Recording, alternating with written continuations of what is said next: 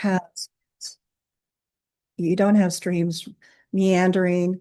You don't have streams that are overflowing their banks and spreading out across the valley floor. So that was a reduction in the amount of riparian habitat in the valley.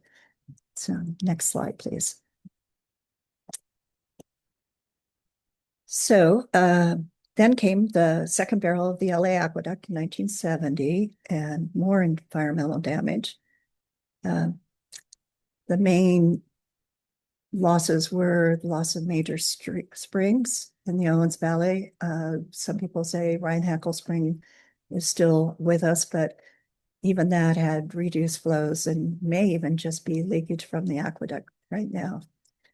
Large areas of alkali meadows were lost because the water table dropped, meadow plants and trees died, shrubs came in, moved in, and the pastures that ranchers had irrigated for decades turned to dust when there was no more irrigation for them.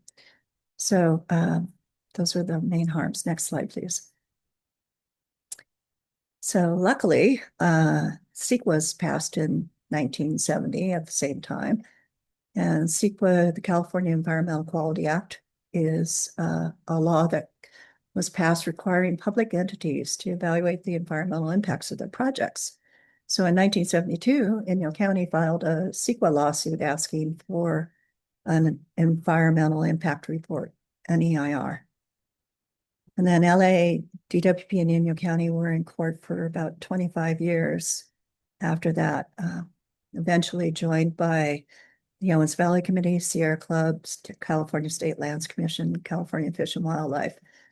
And the end result was a 1991 long-term water agreement, 1991 EIR, and 1997 MOU, which is Memorandum of Understanding. So out of those documents came mitigation projects, which are LA's commitments to based on these agreements. So next slide, please.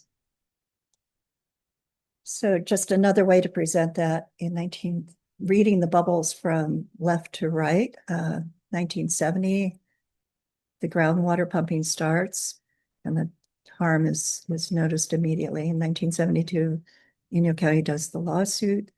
And in 1973, the court orders LA to produce an EIR.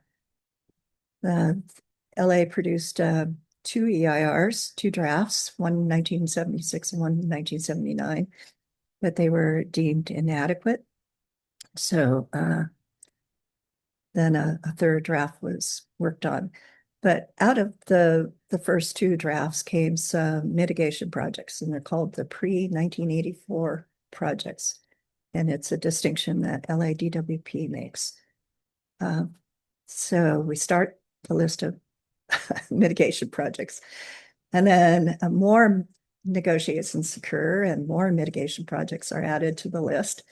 And these are called the 1985 to 1990 EM projects. For EM stands for Enhancement Mitigation Projects.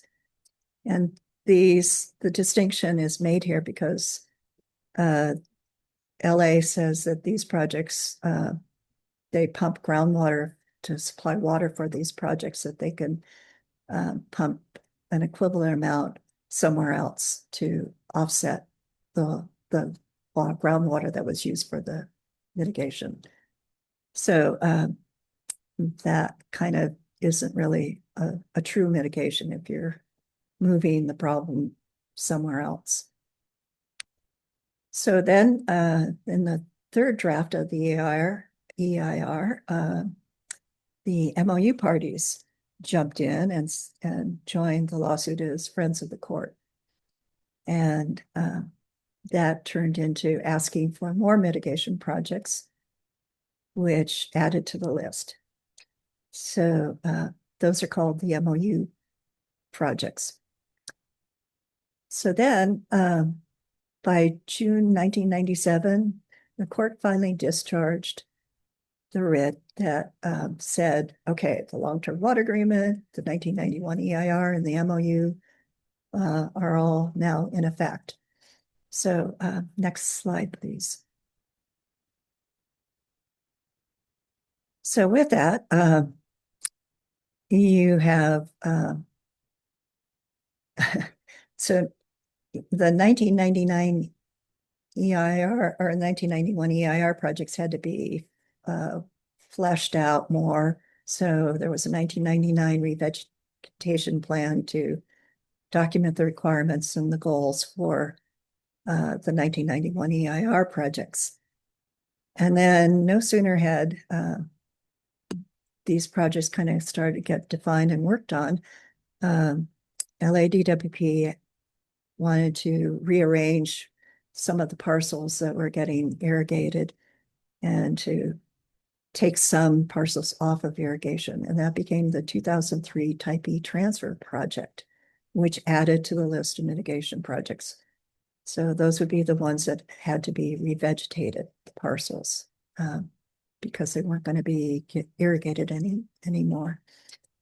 And then there was also a 2003 project related to the Big Pine Ditch and Klondike Lake, which turned into another project where water was supplied, 200 acre feet of water was to be supplied to the south shore of Klondike Lake. So we have another project added in. And then in succeeding years, we have projects that are better defined. So in 2008, the MOU projects are defined that are using 1,600 acre feet of water. And the next year, the Yellowbill Cuckoo projects are fleshed out. And then in 2004, the LORP EIR is released, and that has more projects related to the LORP, which is the Lower Owens River project, or actually projects. So we have quite a list. Out of the LORP projects, the last bubble to the right is indicating that there was an adaptive management plan put in place for some of the LORP projects, 2 of them. And those have been implemented in the last 5 years, and they're looking really good. So I would say this is so far a success story. We still need to do adaptive management for another part of the LORP, which is the riverine system. So that hasn't come about yet. Next slide. Okay, so the mitigation projects that are coming from the 1991 EIR, some of them might surprise you. They're the parks, woodlots, like Mill Pond. Mill Pond is a mitigation project. Landscaping at the Laws Museum and Eastern Sierra Museum, lakes and ponds. A lot of these were in the early mitigation projects list, where water would be supplied on a more consistent basis to Diaz Lake, Klondike, Buckley Ponds, Saunders, Calvert Slough, and others. You have the fish hatcheries, you have irrigated pastures and fields, you have revegetated parcels, and then there are some mitigation projects that were dealing with infrastructure and for financing and reporting obligations, town water systems, and release of lands to towns in the Eastern Sierra. So these projects came out of discussions with ranchers, towns, environmentalists, but not the tribes. So their grievances and injustices have not yet been addressed. Next slide, please. So the 1997 MOU projects are kind of 3 categories. I show 2 here, sort of, but so we have the Lower Owens River project, the LORP, and that was to put water back in the Owens River. And the water started flowing in December 2006. But it has a minimum as requirements for the flows. And then areas were to be flooded for waterfowl. That's called the Black Rock Waterfowl Management Area. And then the delta habitat at the mouth of the Owens River was expanded. And then there are these lakes and ponds close to the river that are were given commitments of water, such as Twin Lakes, Goose Lakes, Billy Lake, Tebow. And then the other projects were two types. There were two yellow-billed cuckoo habitat projects that were developed, and then 8 projects that were to use 1,600 acre-feet of water each year. So and that was to offset the loss of springs and riparian habitat.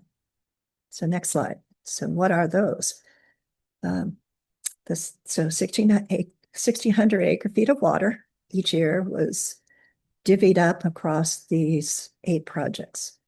Freeman Creek, Pine Springs South, North Mazorca, Homestead, Well 368, Diaz Lake, and any leftover water is put in Warren Lake. So next slide, please.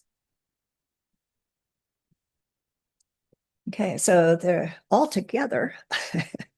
We have a big list of 67 mitigation projects. And in the LADWP annual reports, there's this table listing them. It looks like in the table only 66 projects, but the last item lists 2 projects on one line. So, and this table was put together starting in 2017. So it's very helpful. It's all in one place. So there's a series of status columns on the right-hand side. And most of these projects have been implemented and but have ongoing water commitments. So you can't really say they're completed. They're not one and done kind of projects. There are 6 projects that I think we all agree, LADW agrees, have not yet met their requirements.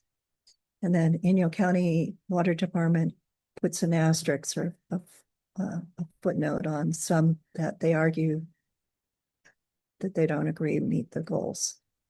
And then the Sierra Club, we would have a couple more that we would add to the list. We're questioning the requirements, whether they've been met. Some of these projects have regressed. So, and some of them, the requirements were sort of vague. And so I look at them and see that maybe the spirit of the project, the original intent, wasn't quite met. So, next slide, please. So another way to look at these projects, much easier way, is to go to Inyo County's map. It's on their website, which is inyowater.org, under projects, and then under projects, it's under mitigation. So you can get to this map, and it's a great, easy tool to see where the projects are and what they are. So I think it lists all 67 projects. Do you want to click on and bring it up, Charlene?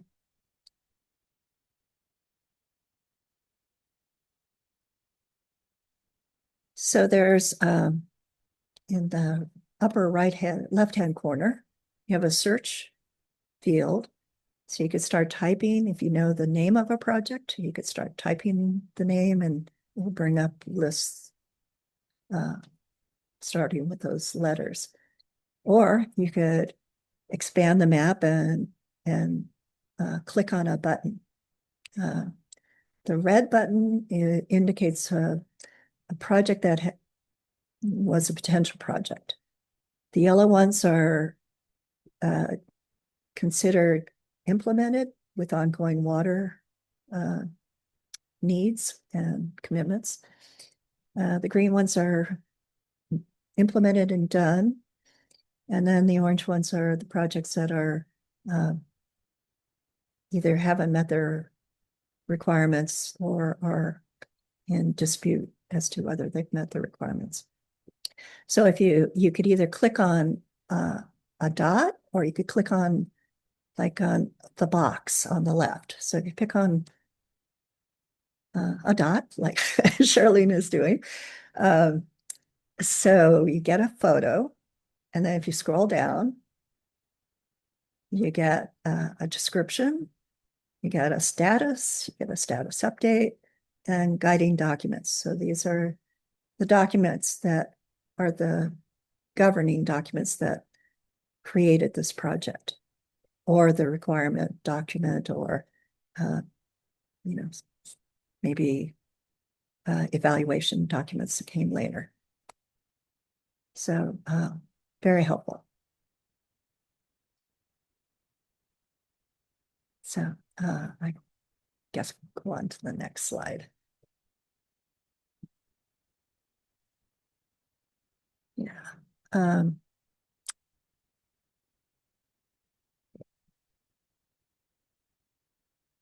So where do these projects stand today?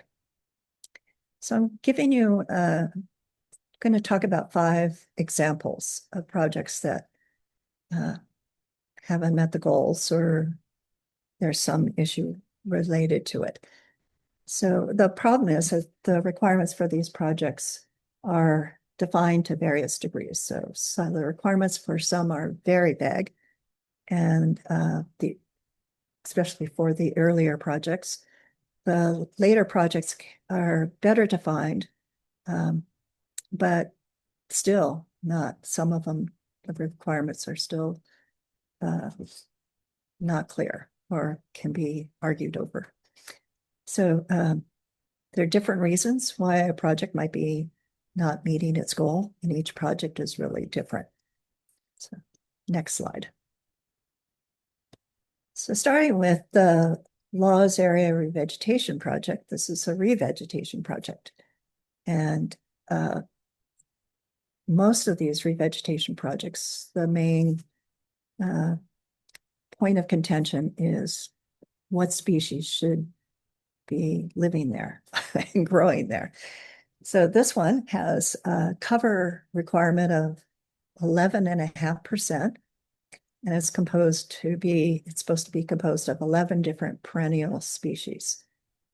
So the Transect data for 2025 does show that it obtained the cover, and it does kind of show that there are 11 species out there. The question is, which species should be there? So it did include some species that are dependent on water, and include some, actually even included a few that are noxious weeds.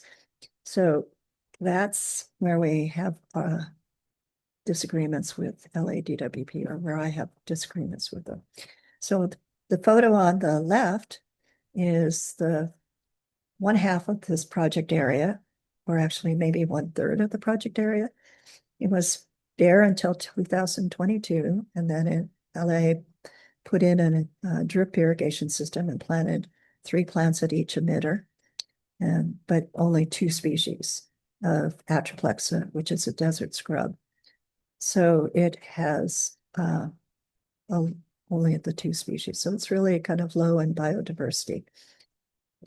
Another third of it on the east end was planted by seed with a drip irrigation system in 2004. And it's mostly rows of rabbit brush. But Russian thistle came in, and so it's got a lot of Russian thistle, which is the brown. The rabbit brush is the green in the photo. There's another third of this project area that was between 2 canals and gets tailwater. So it was left to be just let nature take its course. So that has a lot of variety of species, but some of them are dependent on water. So that's where we get into discussions with LA. Next slide, please. Okay, Little Sealy Springs. So Big and Little Sealy Springs dried up with the groundwater pumping, and LA was asked to create a 1-acre pond. So they dug out a pond, and this was to provide a resting place for waterfowl and shorebirds. So in the middle photo, you can see the pond. There's a strip of riparian habitat along the far edge of it, but it's only about, I don't know, 6-10 feet wide. So it's not a big riparian area. The spring, Little Sealy Springs does still flow some, I guess, most years, and it's creating the habitat that you see in the foreground. So this happens to be right next to the well that is shown to the far left. That is well 349. It has a capacity to pump a little bit more than 12,000 acre feet per year, but in the last 11 years, it's only been pumping on an average of a little over 4,800 acre feet per year. So I don't know how much of that is needed to keep refreshing this pond, but the back end so the water flows from the well into the front of the pond in the foreground in the middle picture. And then there's water flowing out the back end of the pond. And there's only 6 feet between the back end of the pond and the Owens River. So that's the last picture on the right. So there is riparian habitat, there is a pond, but it is also kind of acting as a big conveyance of water from the well over into the river. So it's serving both of those purposes. Water for the LA Aqueduct as well as keeping a pond refreshed and full. So the problem with using something like this as a mitigation for springs have a unique chemistry. Each spring is different. And that unique water chemistry creates unique ecosystems in plants and animals that adapt to it. So when you're pumping groundwater to create the pond, it's not quite the same as having a natural spring flowing through. Next slide, please. Okay, Tinema 54. So this is another 1991 EIR mitigation project. And this is one of the 6 that hasn't met its goals. So the goal was to have 33% live cover with 3 different species, predominantly alkali sacchaton, which is a grass. And there were efforts in 1999. LA planted 108 grass plants and put in a drip system in 2001 and irrigated until 2004. It was still bare, so more plants were planted in 2016. So there are 4 species of plants, but less than 1% cover. And just below it, this is a terrace above a bench next to the Owens River.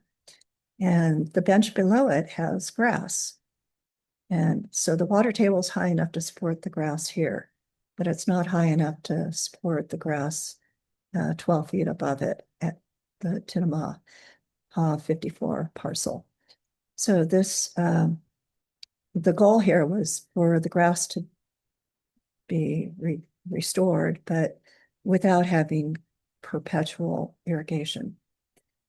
So I guess my question would be, is this because the groundwater table dropped because it's in the Kona depression of the well? Or how do you make this project work when water table's not high enough? It has to be within a meter of the grass roots, and obviously isn't. So anyway, so that's a different kind of problem. Okay, next slide. There's a mitigation project called 5 Bridges. It's a 1991 EIR mitigation project.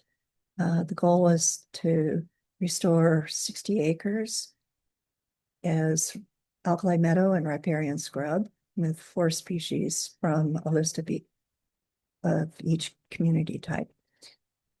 The area was fenced to keep cows out. The area was flooded for a few years from the Owens River water. And then the water source was changed to have water come from the Bishop Creek Canal. The cover goal is 60% for alkali meadow and 90% riparian scrub, which would be like wild rose, willow, cottonwood trees. But sadly, pepperweed got established. And now what we have is over 600 acres of pepperweed, which is a noxious weed that really can't be eradicated. And that is creating a bigger problem because pepperweed is moving downriver and it's made its way as far as Independence. It's also getting us to the foothold to MOU mitigation projects as well. So we don't want that to turn into this. So noxious weeds are difficult problem with this because you need water to create the riparian habitat and keep it going. But yet that's what pepperweed thrives on. Okay, and the last project that I wanted to talk about is Freeman Creek. So this is near Keogh Hot Springs, and this is an MOU project, one of the ones that received 1,600 acre or part of the 1,600 acre feet projects. So the task was for LA to separate Freeman Creek, which was flowing into the Hot Creek drain from coming out of Keogh Hot Springs. So they put in a berm, separated the two flows so that Freeman Creek could flow down out to a pasture, a rancher's pasture, and augment the pasture and also create a riparian corridor along the way. So it seemed to be working for a while. Freeman Creek flow varies a lot, so but it still was working up until about 2016 when something happened and water stopped further upstream. And it wasn't discovered until 2022. So there was no water for 6 years from 2016 to 2023. So either the creek dried up for 6 years or there was some unplanned diversion higher up that nobody knows about. Or maybe there was an earthquake in Big Pine in February of 2016. So maybe that changed where water flowed. But it wasn't attended to for a long time. And the trees along the stream died below the point where the water disappeared. So you have to keep on top of these projects, yet they have to be watched and monitored constantly. So water is flowing now, and the riparian corridor is coming back. So there's Charlene, you can click on the little right-hand side. Should be able to click on that video. Go down below the picture and click. Oh, no. Well, I guess you can't pull it up. So, all right, but it was just to show that water is flowing through there, but it's not a big flow. It's not a big creek. So anyway, these are some of the problems that happen with these mitigation projects. So last slide, does mitigation work? It certainly doesn't bring back what was lost, and it's usually a poor substitute for how things were before the project was implemented. And I see this in other projects as well.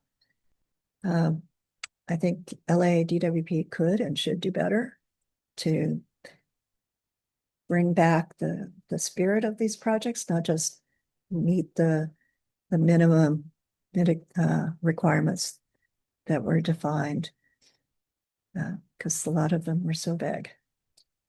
But as long as they are pumping the groundwater, LA is responsible for these mitigation projects. And that's my talk. Thank you. Thank you so much, Lynn. That was really, really helpful. That sort of overview of traveling between like how these different types of mitigation projects were created was really helpful for me, especially.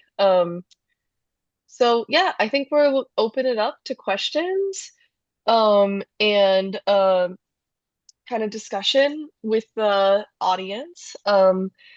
So to start with, Sally made a note of the 1987 Friends of the Court uh, point on your timeline. Sally, did you want to speak to that out loud, or what was your question about that specifically? You can also put it in the chat and I can read it out loud. Hi, hi, Lynn. I Hi. think your slides weren't numbered, so I couldn't exactly identify the slide, but early on with the development of this, um, there were no MOU parties in 1987. The the Friends of the Court thing came about after the EIR was basically certified by Inyo County and DWP in 1991 or 1990. They agreed on the agreement in late 1990. And then they certified the CIR and they sent it off to the court. And the court said, really? You know, because county was very wishy-washy in its support of the EIR. And so the judges were like, no, we're not buying this. So they actually invited people to submit briefs to become Amici, Friends of the Court. And that's when Owens Valley Committee, Sierra Club, State Lands, Carla Scheidlinger, the people that you list submitted briefs, including the Owens Valley Indian Water Commission. And that's when the Friends of the Court came about. And then it took them another 5.5 or 6 years to get to the 1997 MOU. But 1987, there wasn't anything to comment on in that year. So I'm not sure where you got that, but maybe check some of Well, that that background. the third version of the 1991 EIR came out in 1986, right? Uh, the third DWP EIR, Yeah, right. about then. Yeah, Yeah, I, I thought it was earlier, but yeah. That's where uh, Sierra Club joined. As, no, there was no friend of the court that I no. okay. All right, well, Who would have done it? uh, yeah, well, I got it Just from Mark. no, yeah. Mark was active, but and he might have considered himself a friend of the court, but it wasn't like Mm, officially a friend of the court. okay. And Owens Valley Committee had started a few years before that, so they were around, and there were a lot of people who did not like the water agreement. But I mean, yeah, just some of that history.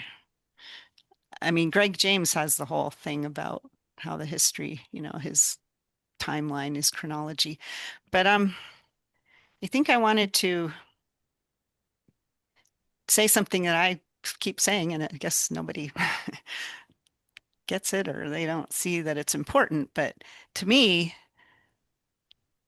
when that EIR came out, it was okay, it's CEQA, it's an environmental impact report, and it's declaring that impacts were already caused by the project being groundwater pumping, and that they're saying they're not going to create any more impacts. But because of the impacts, the only way they could approve the project was if they put mitigations in place that took, took a took those impacts into account and some sort of, mitigated for them. That's the point. So you're not supposed to be able to do a project if you don't do the mitigation. And all those things that they were designated as enhancement mitigation prior to that final EIR, they called them enhancement mitigation because DWP didn't believe they had caused any impact whatsoever. They're just enhancing the environment because, they're really nice people. But the point was that no, once the final EIR came out, those got converted to CEQA mitigation. They have to do them, and they have to do them in order to do their project, which is pumping to fill the second barrel of the aqueduct. And I just, I don't understand why Inyo County continues to say, well, they can pump and, we know this isn't done and Fish and Five Bridges is a mess, but yeah, they can put in a new well. That's not supposed to happen under the final EIR and CEQA. And that's what I think that message has to be amplified because we heard at the Water Commission the other night, oh, well, we can't tell them what not to do. Well, yeah, we can because of CEQA, the law. And that's, I think, a point that has to come across in this. And you've accumulated all this evidence showing how they're not meeting the goals. And that's why this is important, is because that's why they shouldn't be doing their project. So that was a point I wanted to make. Great. Thanks for that, Sally, and for that clarification. It's a very good point that yeah, a lot of this, like we get really stuck on the long-term water agreement, but that going back to the 1991 EIR had some of that legal teeth maybe that we're not really utilizing when people are just looking at what was agreed to in the long-term water agreement. Um, awesome. Lynn, did you want to say anything else in response to? Okay. Nope. Well, moving on to Seal's question then. She says, is the habitat conservation plan considered a mitigation project? And if so, has it ever been properly completed?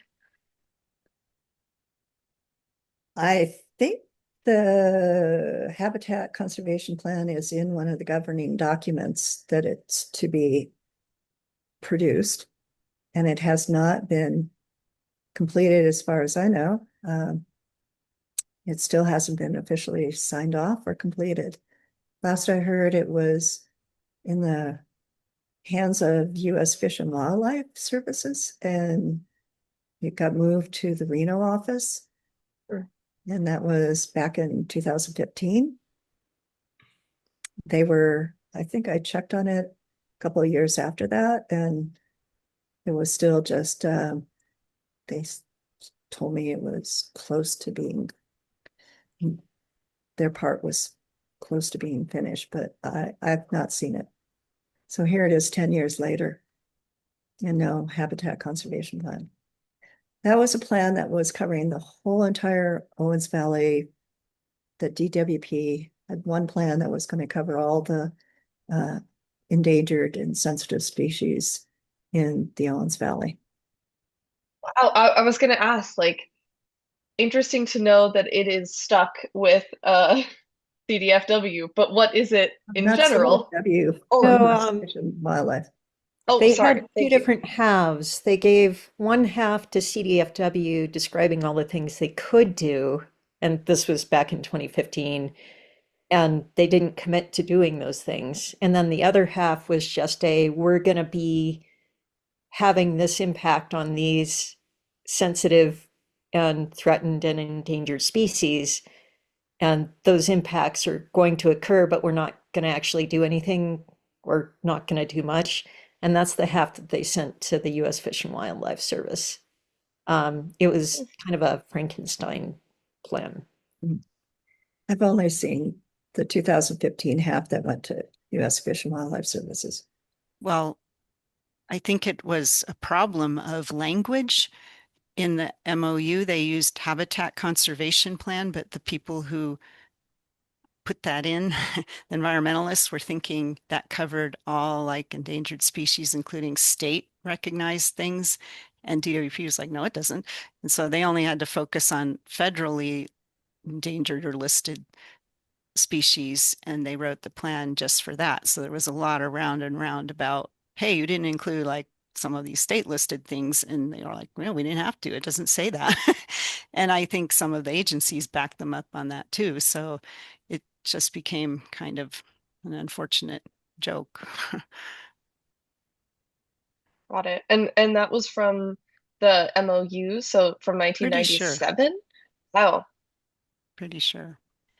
So yeah, terminology is important. And another term that's important that was not, well, I mean, you go back to, for some of you, 1991 is like, you kidding? That's so long ago. But we didn't know anything about revegetation, really. We were just learning, especially in arid environments. And so some of those plans that we had to, we, meaning the people who were employed at the time, had to cough up were, we had to do a lot of research, and it was kind of state of the art, believe it or not, but you couldn't promise anything because there was so many unknowns.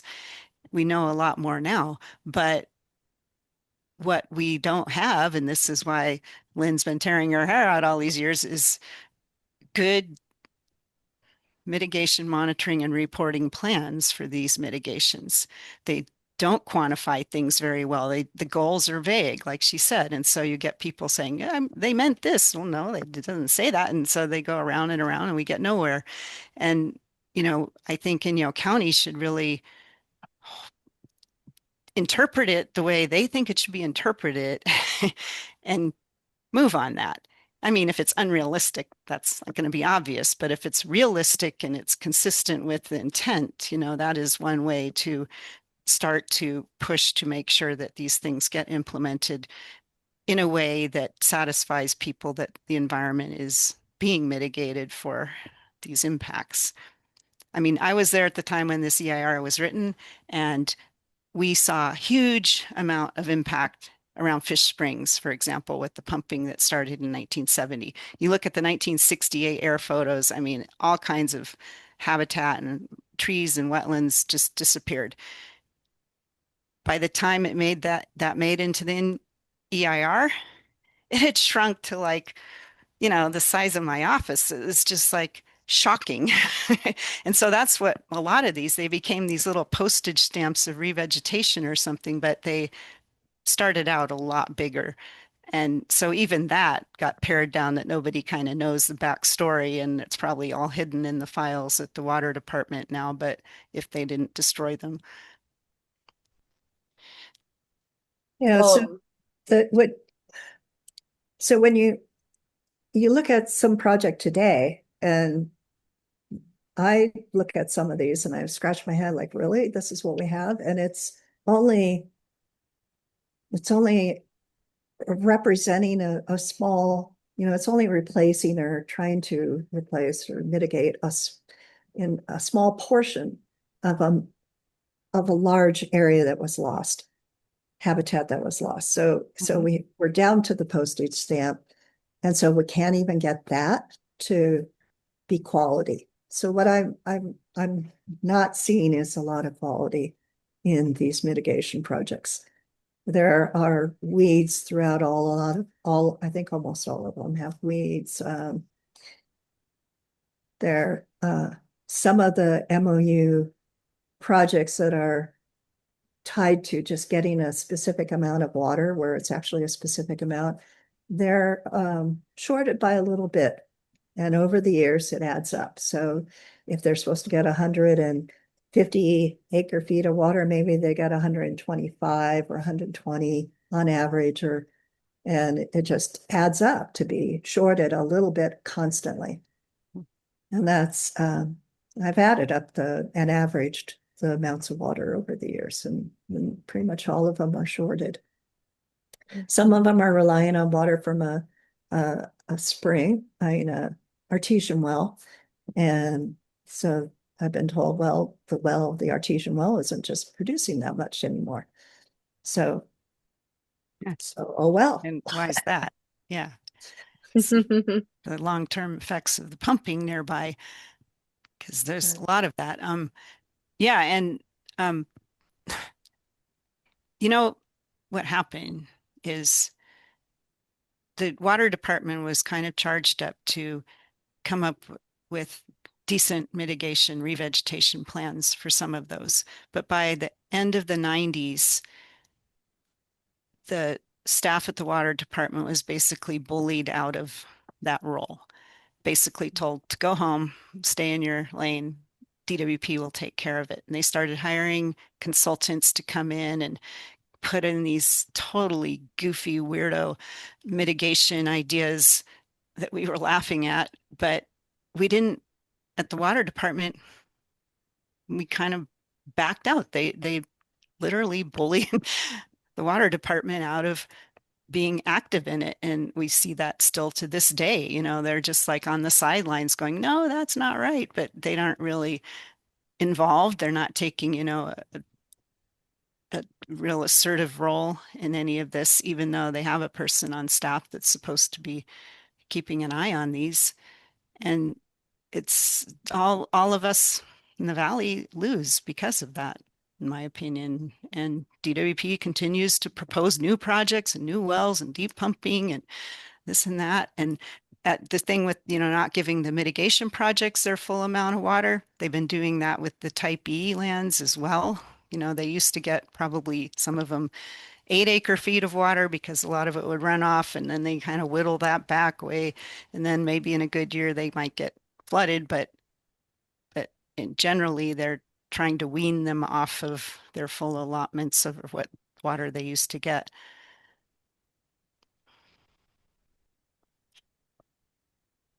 Yeah. Yeah. I think you guys are painting like what is a very frustrating picture. And I think it's good for us to all be aware of this aspect of the impacts of pumping and LADWP's poor management. I want to draw your attention, Sally, just to a question from Teal about these 1964 aerial photos. But I also want to just I no. don't think they are, but you can go to the Inyo County Water Department and they have them all referenced and you can look at them unless somebody's bothered to scan them, or unless Emily she was doing something with air photos. So, There are some, I can look up and check the date right now. There are some online photos that I want to say go back that far from USGS, but they're not geo-referenced.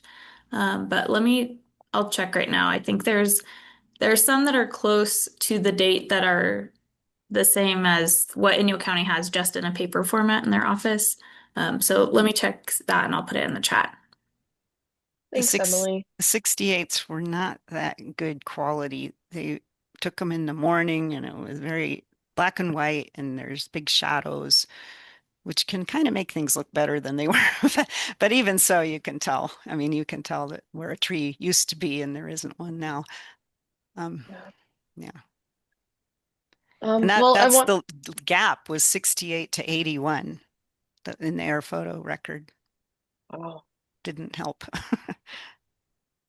I want to just sort of encourage everyone after this conversation and discussion and just sitting with everything that Lynn presented to just think about if you have any questions coming to mind. I want to give us like a solid beat for everyone to think.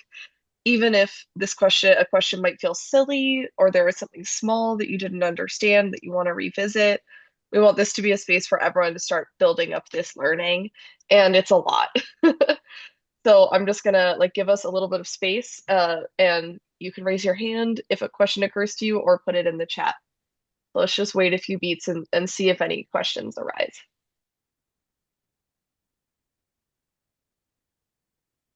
So I will say, while people are thinking of questions, that because the requirements are vague, and there's a statement in the 1999 re-veg plan that says, well, it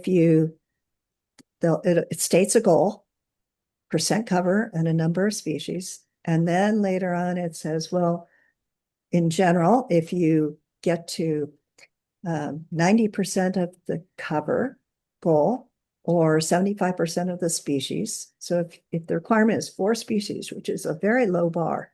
So if you only need to get 4 species to grow out there, and then what does it mean when you can stop rehabilitating at 75%, which would be 3 species? To me, that means you could stop planting and you could see if nature will kind of get it to 4 species. But when we're looking at these, or on the cover, if you get to 90%, then, kind of, you could stop planting and maybe you'll get to the 100% of the goal in, uh, in time. So I look at that and I think, well, okay, it's been 30 years. We should really be at the goal. The goal is still the goal. It still is 4 species, not 3. And it's still 100% of the cover goal, not 90% of it. But then we're in arguments with LA over, well, we're done at 90%. We're done at 75%. But that's not actually the goal. But it's not clear what it means when it's the 1999 re-veg plan says you could stop rehabilitating. So what does rehabilitation mean? Is that stopping to plant, or does that mean let nature get you to the goal? Or are you to get there by taking some actions? So there are just lots of little ones, things like that. And which species should count.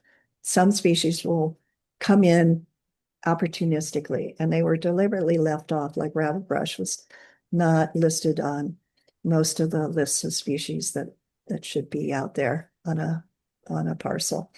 And that was because it's going to come in naturally on its own. But but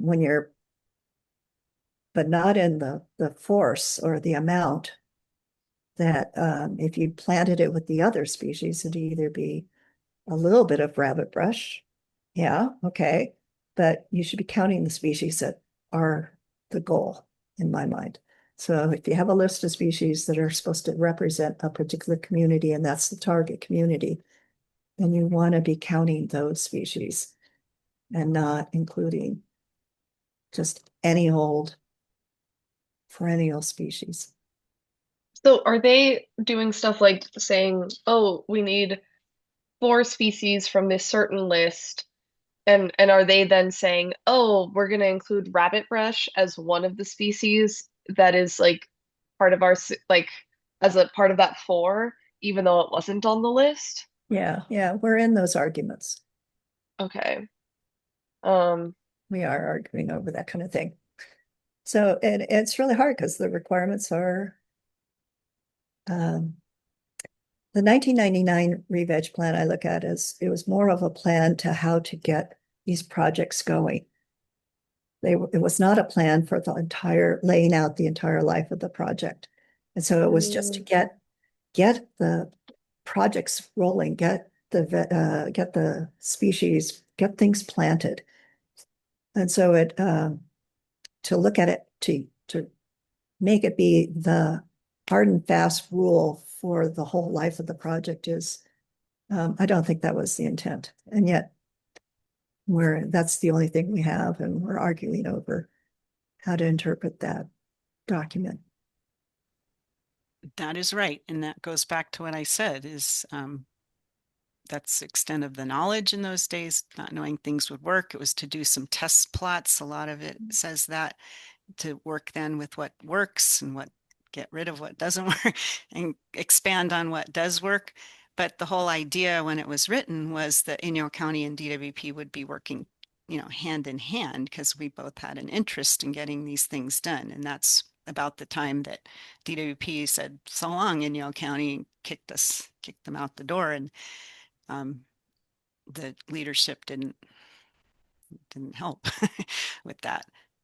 And then, so for the next 15, 16, 18 years, everything just really floundered until they finally realized that to grow plants, you actually do need water here and stuff like that. Now we're kind of in an era of fatigue where people, LA DWP is, is kind of tired of spending time on these projects and wants to just move on, do other things, to use their staff for other things. So, and yet we can't move on. They're not. Well, We're do not. they want to pump and put water in the aqueduct? Yeah. If they don't, then let them move on. But if they do, then they have to do the mitigation, which comes back to what I said. It's CEQA. Yeah, and then you have arguments where, okay, how long do they have to? Okay, let's say they revegetate a parcel. It meets the goal, let's say, hypothetically, and then suddenly, let's say over the next 10 years, they're still pumping water, but that parcel has regressed and it's no longer really meeting the goal. So are they on the hook for that or are they not? So I would say yes, because they're still pumping. But well, actually, most of the mitigation revegetation was not to be groundwater dependent vegetation. Yeah. So pumping was not supposed to impact the revegetation, with the exception of that Tinnemaha 54, which is clearly a meadow as shown in your picture with the soil, and Five Bridges. May I ask for a bit of an overview, Lynn, of I know that Sierra Club has and other MOU parties have been in conversation over the last couple of years over the mitigation projects. Could you give a bit of like a where we are right now in terms of like the contentions over these projects and the discussions that may have been paused recently due to litigation? Question mark. Yeah, I really can't say much about that. Okay. We did start having meetings to go through, step through a list of projects that some of us didn't think were really meeting the goals.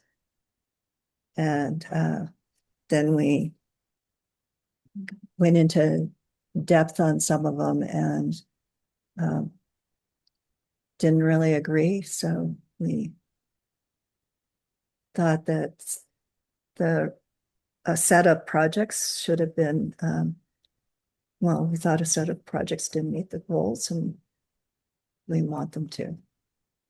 So when we filed our lawsuit, those meetings stopped. We haven't since then. And those meetings were restricted to just MOU parties. Yeah. Thanks for that update. I do think that yeah, folks should know that some of those parties like have been like in conversation with LADWP, and it's been I'd say over the last couple of years what I've heard, not as a member of the MOU party, not an MOU party myself, just that it's been frustrating that it hasn't really gone anywhere and has been at a snail's pace, and that due to some now litigation, LADWP has pulled the plug on that entirely, which I imagine is pretty frustrating for MOU party members. I would give my observations on that because I was going for OVC before all this lawsuit stuff. And the reason they started was because we could not find adequate mitigation monitoring or reporting plans for all of these projects. In fact, the website that Lynn showed you, you know, for Inyo County Water Department, where you can click on the different projects and you can look at the supporting documents, you're like, where's, you know, the criteria for this? Half of them you can't find anything. And so we got together to tell them, you know, this is a failure. And at that point, we had lawyers and everything there to tell them. And DWP came in with their lawyers and said, oh, no, we did something way back in 1991. And it's like a 2-page table or spreadsheet of, you know, this is the project and this is what we'll do. And it's like, that's it. So basically, the lawyers just crumbled. Just watched them do that. And so then it started to really point the finger at Inyo County again for not making sure that these projects that even they disagree with, that they're not trying real hard to get them up to snuff. And Greg James, my former boss, who invented the water agreement, was in the room, and he knows when the target's going to start to point to Inyo County. So he had an idea, which was, how about we just keep meeting like for the rest of our lives and go through these projects one by one and talk about them. And some people in the room just thought, great idea, especially DWP, because that stalling is perfect for them. And that's what they decided to do. And, I know Greg and I know that strategy. And I was like, my life's too short for that.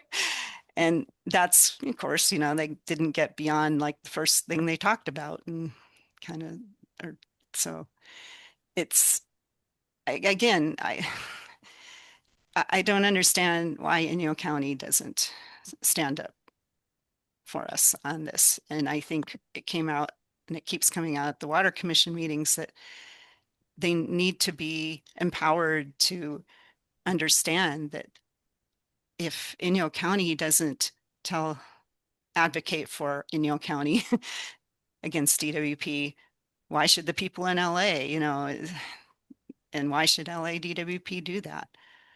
So. Yeah. Well, we have another question in the chat, a great question from Lexi. She says, are there any projects or restoration or revegetation plans that are more recent that you think are doing a better job at being specific about mitigation requirements and success criteria?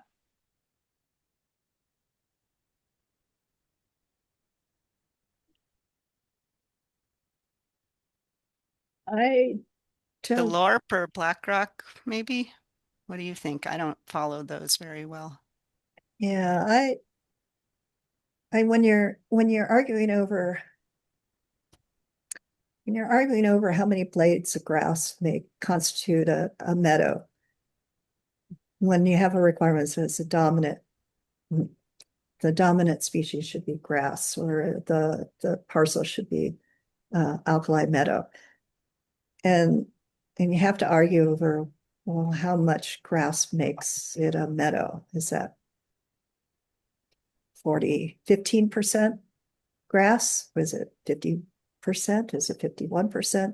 How much grass do you need to be a meadow? So when you're arguing over that level of detail, then I don't think any of the requirements are specific enough to avoid those kind of discussions or arguments. So I don't Maybe think that are really specific enough to make this be an easy process or clear cut enough. And that's hard to do. It's hard to write requirements that are where you've thought of every angle that somebody be coming at 10 years down the line or 30 years down the line. Well, I'd like to kind of follow that with a question then about BlackRock and some aspects of the LORP that Sally just mentioned that Lynn, you said have been more successful and have taken more of an adaptive management approach. Like what helped those projects move in that direction? And are there any kind of like lessons learned about how that might be applied to other projects? Well, there still isn't a lot of detail spelled out. So with Blackrock Waterfowl Management Area, there was this, it was to be 500 acres of wetland, water, flooded, for the whole year. But not much other than just how much water was to go there. I mean, there wasn't a lot of detail about what the vegetation should be or how many birds of each type should be there, just that there should be different kinds of birds. And there were, I think, 4 or 5 categories of types of birds, waterfowl. And then the adaptive, but that amount of water was variable based on the snowpack year. So if you had only a 50% of normal snowpack year, then only 50%, 250 acres would be flooded. So it was adjusted. It was year-round water, but it was adjusted per how according to the percent of snowpack each year. The amendment or the adjustment was to try to, and that generated a lot of tules. So acres and acres of riparian habitat turned into a field of tules.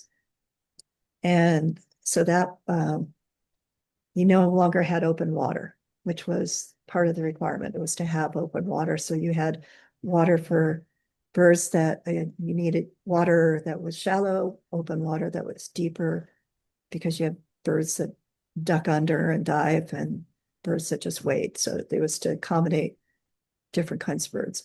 And so it was adjusted to only provide water from 500 acres from November 1st through to March 1st. And then to get to 500 acres on November 1st, LA starts putting water out there in September. And then on March 1st, they cut it off, and water is out there through into May, maybe a little bit into May. It keeps shrinking as it dries up.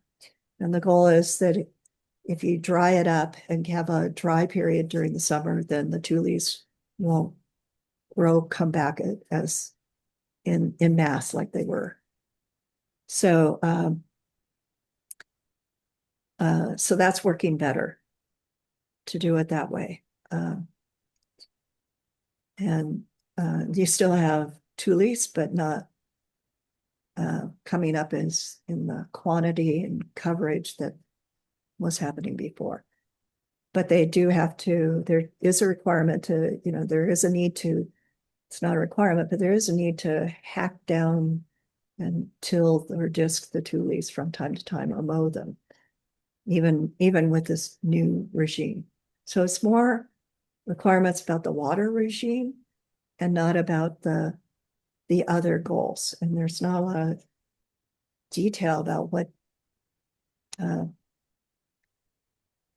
it's just the goals are high level objectives, like to have waterfowl of different, or rails, to have diving birds, to have wading birds, to have shorebirds, to have different kinds. There's no requirement about the type of vegetation or how it's going to be managed year to year. And we just had a meeting today, and that does need, it was recognized that does need to have be documented if we continue with this plan. They both adaptive management plans have expired. They're going to be extended for a year while and a write-up will be coming.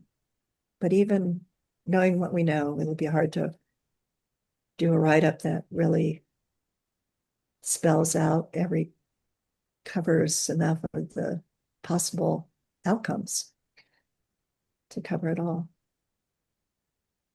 I want to say something also to that question, which is that my current job, which I've been in for 17 almost years now, we're looking at the Karma site, which is where they took the radio telescopes up to Westgard Pass and they put them down there for 10 years and they scraped things. And when they took them away, which they did about 10 years ago, they had to restore, revegetate the area. And I have those documents here in my office because Inyo National Forest just recently shared them. And they are comprehensive, exhaustive, they're quantitative. They spell out which species, how the seeds are going to be collected, how the seeds are going to be treated, how they're going to water, how they're going to monitor. They monitored for several years very intensively. And it's just blew me away. And what happened, I'll have to admit, this lag in my working on these kinds of subjects, I realize a lot of progress has been made in revegetation and restoration. That I just recently went to the California Native Plant Society conference, and people are all over the place that have all these techniques for getting successful revegetation. So it can be done. And I think in Yale County, why aren't you doing this? Why aren't you telling DWP to get on the ball and start implementing some of these techniques that can be successful? So, and it's not perfect up there at Karma. They do have weeds. Species do die. What does this mean? Yeah, all right. But it's still so much light years ahead of what DWP has done down here. Yeah, I deal with the mitigation reclamation proposals with the gold exploration projects in the Bodie Hills and Conglomerate and other, and now Hawk Creek.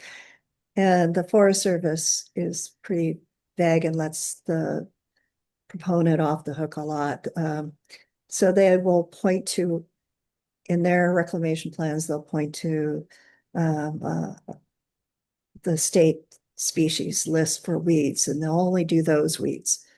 And actually, one of the projects in LADWP does that. We'll only pull the weeds that are on the state list. But if you actually go look at that, which isn't included in the document, if you look at that state list, it doesn't include the common weeds that we have. It does include pepperweed, but it doesn't include Russian thistle. So you need to really spell out all the way down to the detail of which species and how much of each species and where, and kind of like what, how evenly, like, is it okay to have a whole parcel that is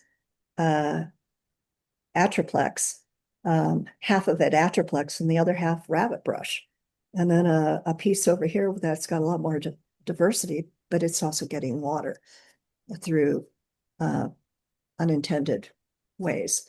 So You said it at the beginning. You can't really mitigate. I mean, you shouldn't have to do that. Just don't yeah, cause the impact to begin with if you right. can avoid it. Yeah, avoidance is the best thing. Yeah, I think all this really circles back to that point that one thing I think I've learned from both of you guys over this time that we've been working together is that it's incredibly hard to kind of back engineer natural ecosystem workings and natural vegetation through these sorts of scientific kind of means that it just does it's always kind of a poor replacement. And as I forget who first started the postage stamp. I think Lynn, that you said that it's just a tiny little postage stamp. Oh, Sally, sorry. And like that they're not doing that well either, because it's just so hard um to mimic how the natural systems are supposed to work. So sort Well, of a grim landing point, but a so good thing for all of us to realize. you have something called Billy Lake out off of north of, you go out Mazorca Canyon Road and then you take a dirt road up north, you get to Billy Lake. And so that's a mitigation project. It was to have a consistent amount of water. But LADWP has a berm around the entire lake and a road on it. So you can drive all the way around the lake on this berm, but you lost what was lost, and it's like a bathtub filled with water, and it flows out of the big bathtub into a smaller bathtub. But what you're missing is that there used to be no berm, and water could flow across, the downhill side and make a wetland. So you had a pond, but you also had water flowing across the land on the downhill slope, and you don't have that anymore. It it was engineered. Sealy Pond it's an engineered bathtub, and it's but there's a road right next to the pond, so that road keeps the riparian edge down to, it can only be 6 feet wide of riparian habitat because you've got a road in the way. The water doesn't seep and go past the road, and it's not anywhere near a natural setting. All right, well, I think we might call it there. We're getting close to our 7:30 end time. Emily, I'll hand it back over to you.